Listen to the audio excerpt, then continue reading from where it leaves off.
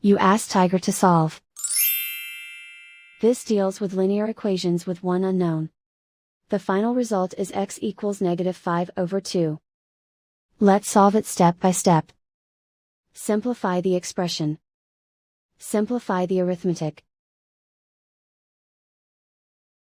Group all constants on the right side of the equation. Subtract 5 from both sides.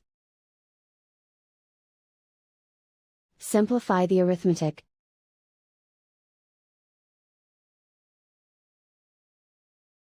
Isolate the x.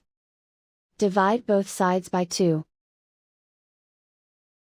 Simplify the fraction. And so the final result is x equals -5/2.